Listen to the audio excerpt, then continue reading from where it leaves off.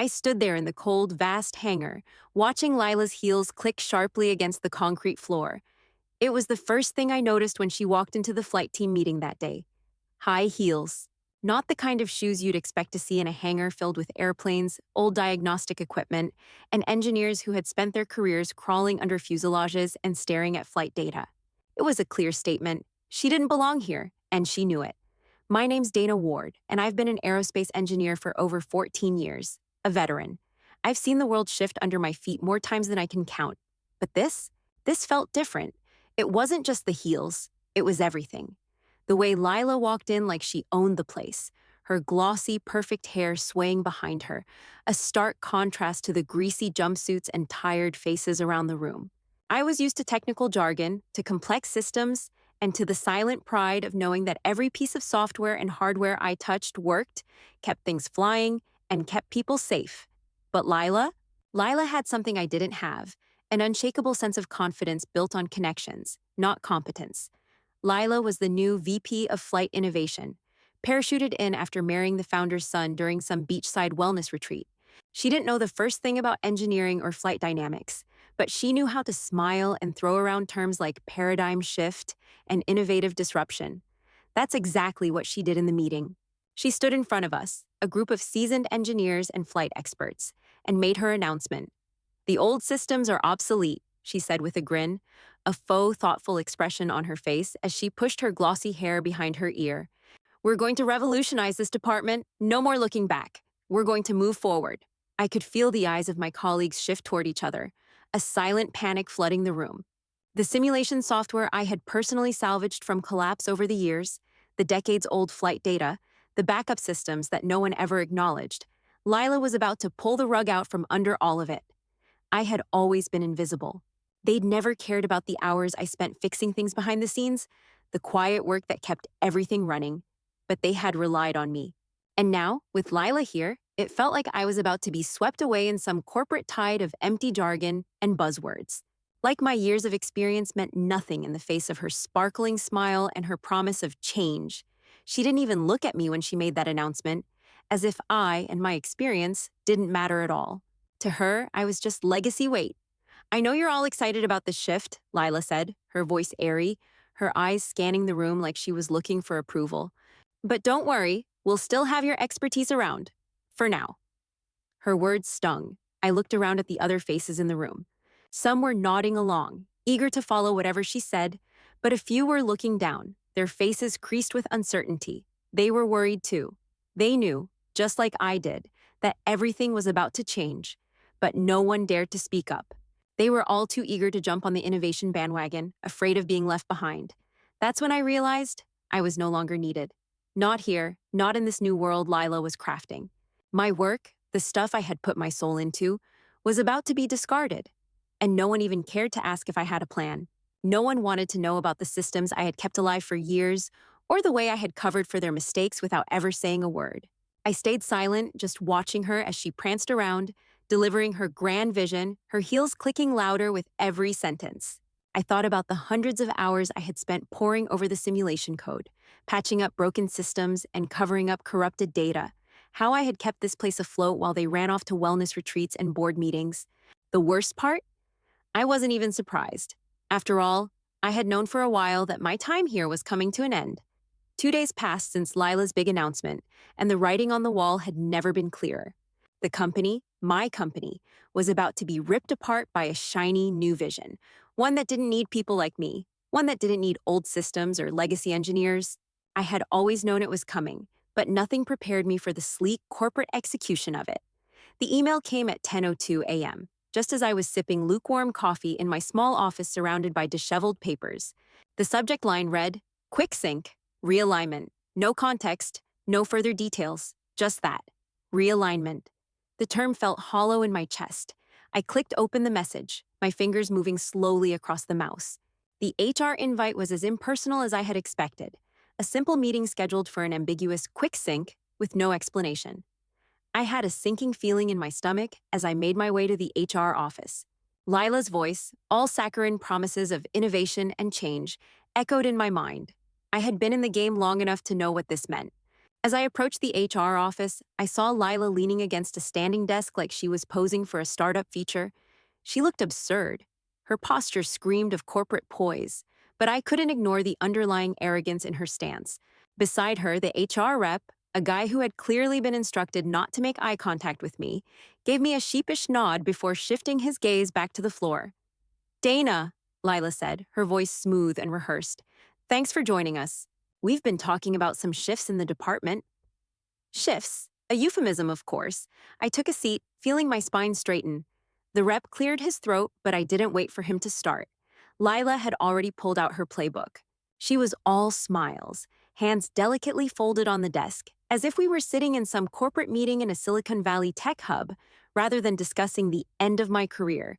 We're moving toward a more agile, streamlined model, Lila said, tapping the desk with a finger, as if what she was saying made any sense. Your role is being phased out to allow for better strategic agility. It's just business, Dana. Her words came at me like a slap, but I had been preparing for this. Lila wasn't the kind to notice the quiet ones, the ones who work behind the scenes, the ones who know the systems inside and out. She was the kind to take credit for change without understanding the foundations that held the company up.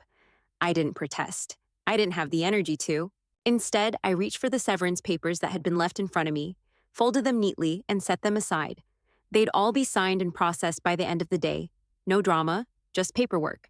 Just another bureaucratic transaction in the larger corporate machine. I looked Lila in the eye. There was no satisfaction, no joy in this. But there was something in me, something I couldn't ignore anymore. It was quiet. It was subtle. It was satisfaction, in its own cold way. You have 15 minutes, I said, my voice even, before the launch operations backend collapses. Her eyes flickered for a second, and I watched her composure crack, ever so slightly. She didn't understand it, but I knew it would rattle her. I had kept everything running, silently in the background for years. She wouldn't be able to fix this overnight. I stood up, grabbed my badge, and placed it on the desk with a soft click. No words, no arguments. I didn't need to say anything else. I was done. Walking out of the HR office, I felt an odd sense of clarity. The company, with all its empty promises of innovation and change, was about to implode. And it would do so without me. They'd had their chance to see my worth, and now it was theirs to lose. I watched the sun rise over the company's private launch facility, the long shadow of the silo stretching across the ground as I sat in a quiet cafe across the street. The coffee in front of me sat untouched, steam rising in lazy curls.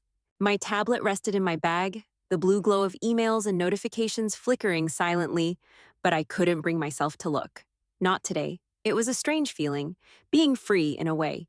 It had been less than 24 hours since I left the HR office, my severance papers neatly folded in my hands, the weight of years of invisible labor now settled behind me like old baggage. The company had fired me under the guise of realignment, but I knew what that meant. They didn't need me anymore. They needed the shiny new systems Lila promised, the ones that would crash within a week, if not sooner. I should have felt some kind of relief, but all I could feel was the weight of guilt creeping in. I hadn't looked back when I walked out of that office. I hadn't said goodbye to anyone, not even to the junior engineer who once cried in my office after crashing telemetry data during a test. He was bright, young, far smarter than I had been at his age, but he was always unsure of himself. I had taught him everything I knew, showed him the quiet way to fix the systems when no one else was paying attention. We had a rapport, one I thought was solid, but I hadn't told him what was coming. Part of me wanted to reach out, to send him a quick email or a fallback guide, just a small note with instructions on what to do when the systems began to break. But then I stopped myself. I closed my eyes and exhaled, letting the guilt float away. I had written the code. I had owned the systems. They fired the glue. They chose this, I thought. If they wanted to tear down the foundation, they would have to deal with the mess. And the mess was already starting. I watched from the cafe window as the first signs of chaos appeared. I could almost feel the systems failing, the ones I had kept alive silently in the background for years, slipping from their fragile hold. The back-end operations I had managed, they were already starting to flicker. Test launch schedules went dark on the internal monitoring dashboard, and diagnostics returned errors where they had once been flawless. Vendor tools that I had kept patched and functional were starting to crash, one by one. The caffeine from the coffee couldn't keep my mind from wandering as I watched it all unravel from this distance. It was oddly satisfying, knowing I had taken my hands off the wheel, but the satisfaction was tempered with something else. A quiet, steady kind of peace, almost like watching a house you once built fall down, knowing that, in some way, it was inevitable. I had kept it all together for years. When the systems crashed, it was on me to pick up the pieces. And now, watching from my table, I could see the disarray beginning to spread. It would all hit the fan soon. The meeting room would fill with panic calls. The emails would pile up. Lila, the great innovator, would flounder and try to pin it on anyone but herself. The junior engineer might call me, asking what to do next. But I wouldn't answer. I wouldn't intervene. My role had ended. The code I wrote was now someone else's problem. And as I sipped my bitter coffee, I couldn't help but smile slightly, watching the chaos unfold from a safe distance. The press pitch was meant to be their crowning moment, the launch of a new agile rocket platform, the cornerstone of Lila's vision for the company. It was to be the moment she showcased her paradigm shift, the public unveiling of the future. Instead, it turned into a disaster. I was watching the live stream from my apartment, the muted sound of Lila's voice barely audible over the roar of the systems, collapsing in real time. I had my coffee in hand, but it went untouched. I was more interested in what was unfolding across the screen. The flight simulation suite, which had once run flawlessly under my watch, was now glitching, spitting out corrupted data at the worst possible moment. I could feel the chaos before I even saw the first signs of panic on the engineers' faces. A burst of static cut through the live feed as Lila stepped up to the podium, trying to maintain her composure, but failing miserably. Her eyes darted nervously between the monitors behind her, which were rapidly flashing error messages and alerts. In the background, I could see senior engineers scrambling, their faces twisted in anxiety as they typed furiously into their terminals. But it was too late. The critical maintenance logs were gone, erased in the wake of Lila's changes to the systems. She had no idea how much she needed them. Behind the scenes, no one had prepared for this kind of meltdown. Not even Lila's corporate spin could save them now. The moment the system crashed, I saw it all play out like a slow-motion car wreck. Engineers scrambled to find their backup systems, but there were no backups, not the way I'd kept them. Not with her vision of agile innovation. They didn't have the glue I had provided for so many years. Without me, without my quiet work, they were nothing. The CEO was in the middle of a pitch to investors when the alarms blared across the command floor. I could practically hear his voice falter on the other side of the screen. He rushed down to the command floor in a flurry of panic, no doubt desperate to see what kind of damage Lila had done. And in the background, whispers began to circulate, rising through the office like a wildfire. "She handled this," one of the senior engineers said, barely above a whisper. It was one of my old colleagues, someone who had always respected my work. The same colleague who had been so hesitant when Lila's new systems were rolled out, knowing full well they were built on a foundation of shifting sand. I almost smiled. Lila, desperate to avoid blame, immediately tried to point fingers. She looked to the logs, tried to find something to pin the chaos on.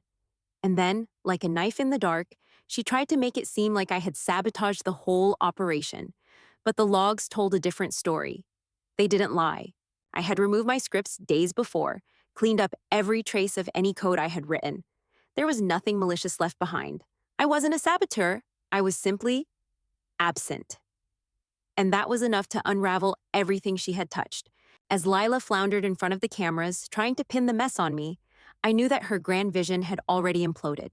The weight of the foundation that held everything together had been lifted, and without it, nothing else would stand. The notification came through like a quiet storm, an alert in the old engineering chat I hadn't looked at in days. It was full of the usual banter, the kind of idle chatter that fills the gaps between real work, but now it was laced with something else, the unmistakable scent of panic. Holy hell, the whole system just went down.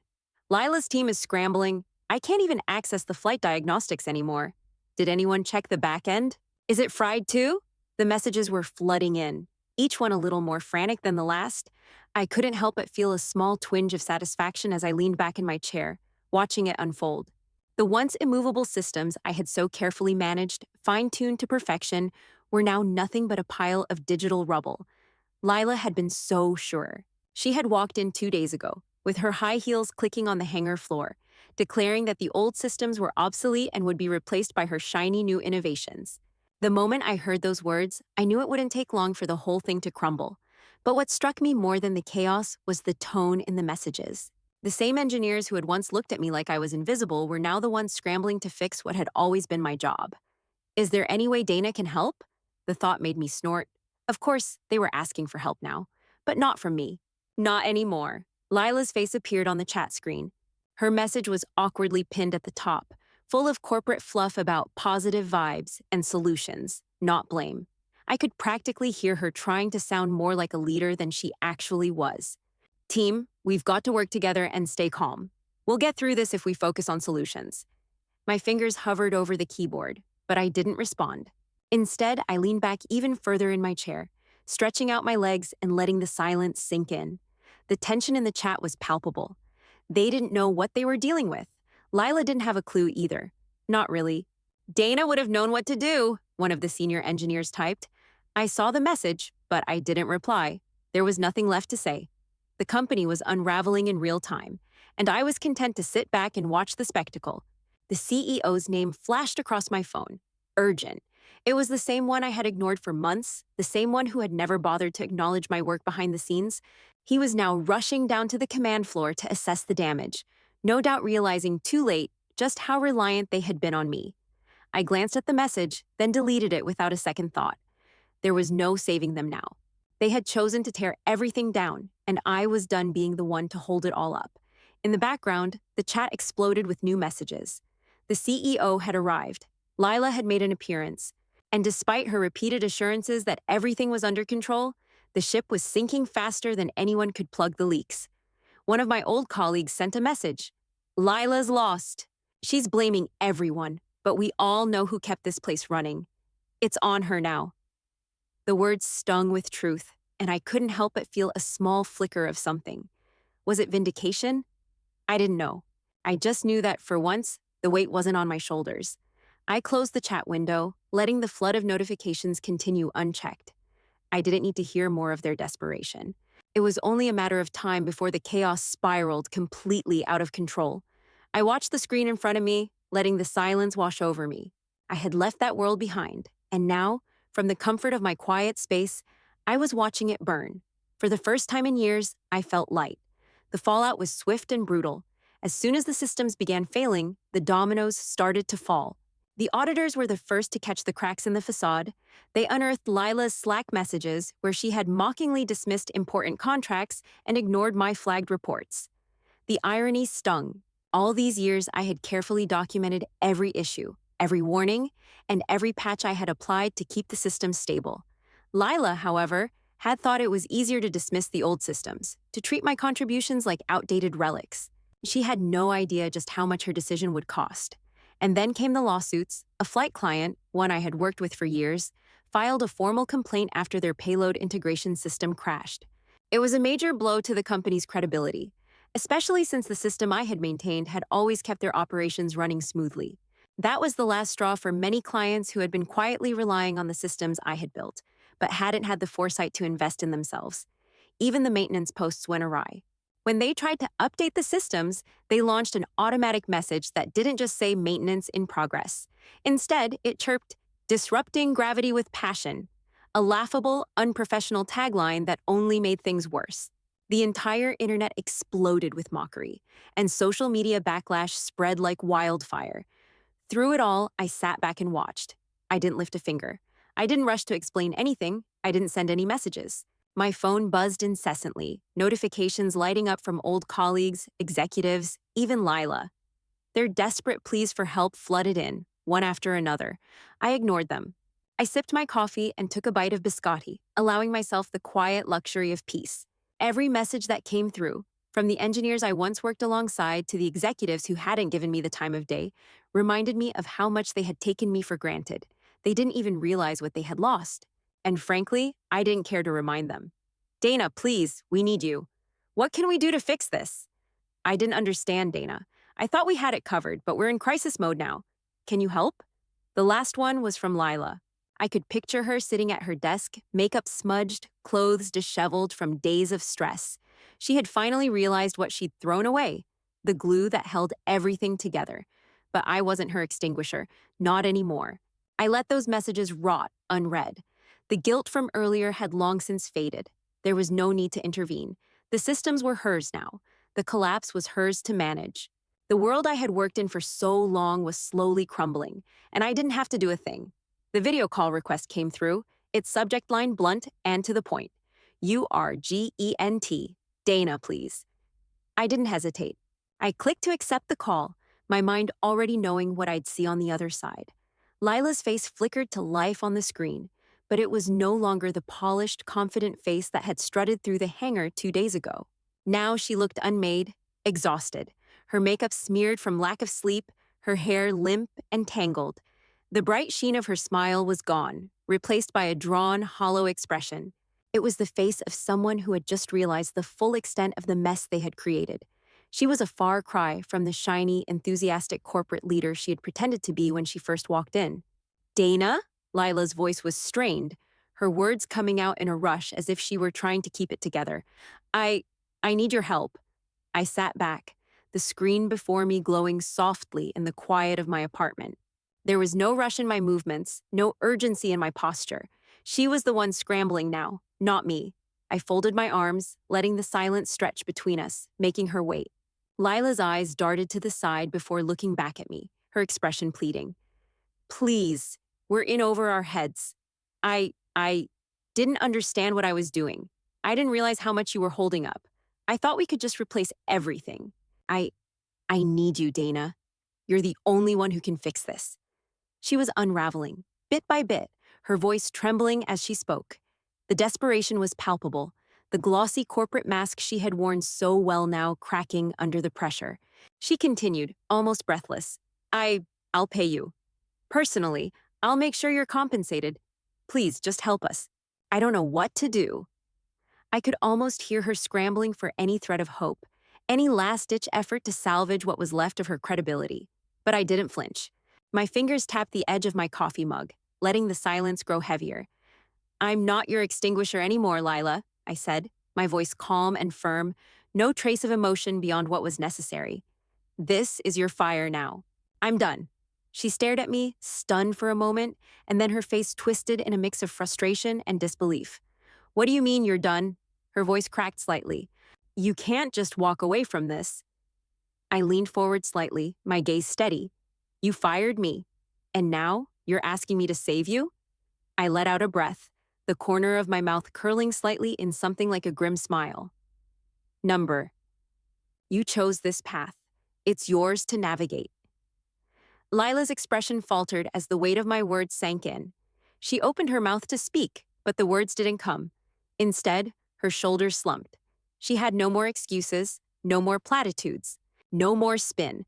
I thought I was doing what was best for the company, she whispered, but I didn't realize how much I needed you.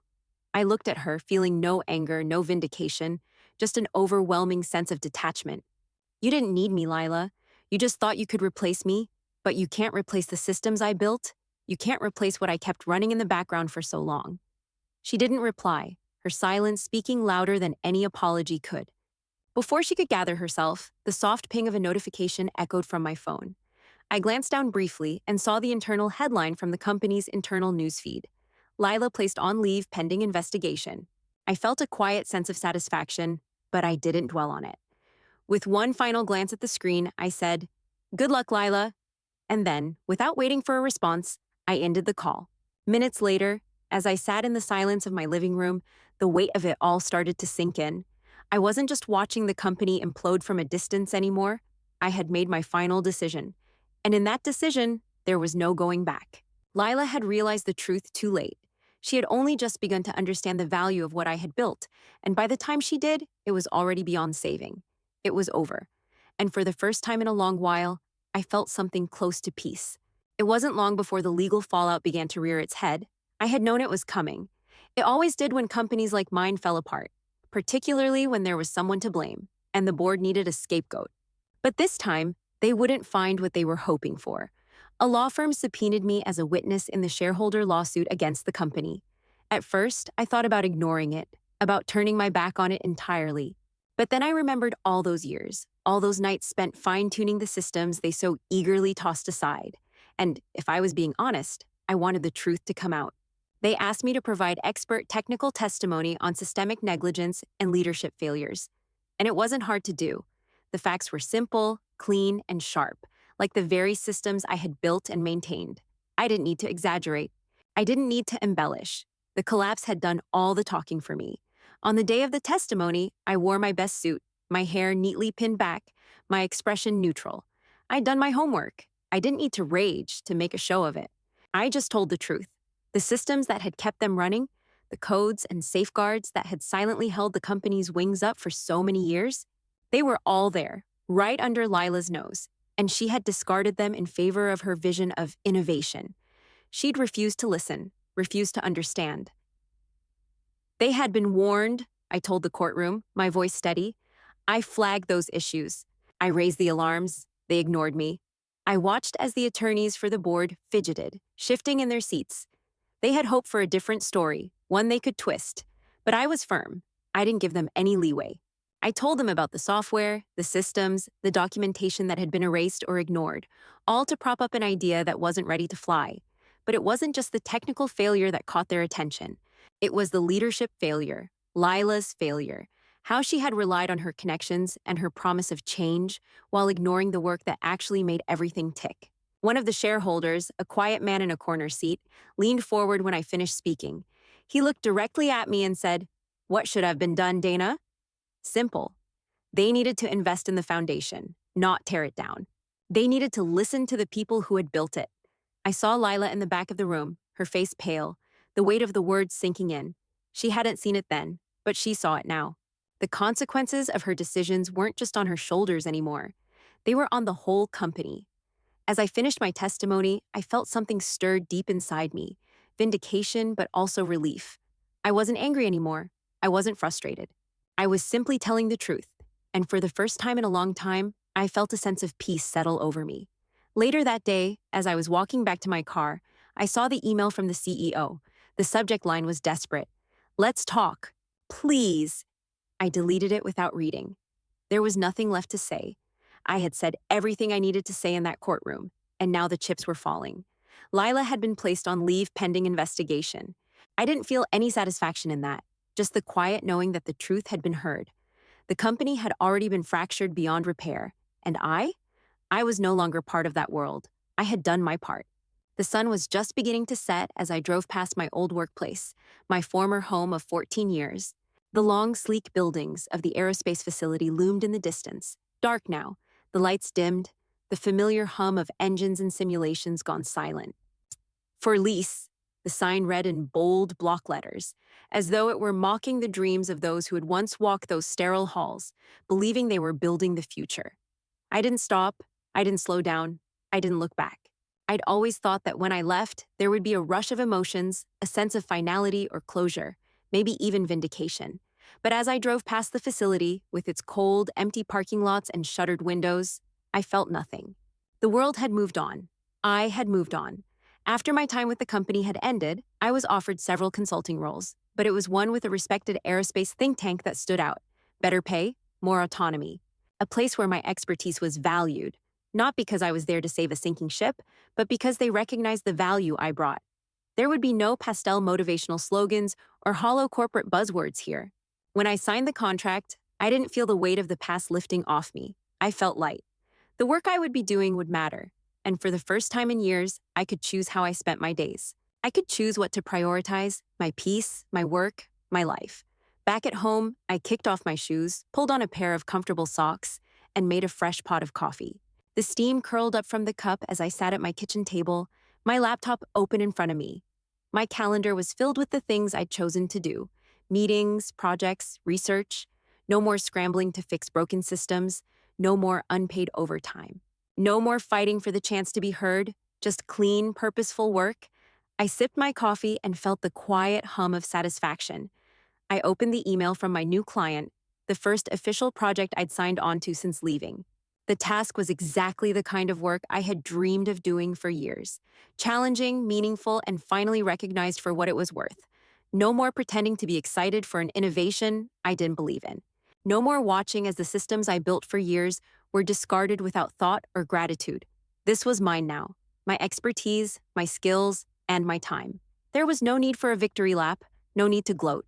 The past, with all its frustrations and unspoken sacrifices, was just another failed launch pad. The future? That was mine to shape. And this time, I was in control. As I leaned back in my chair, I allowed myself a small smile. This wasn't the end of a chapter. This was the beginning of something entirely different. And for once, it was exactly what I wanted.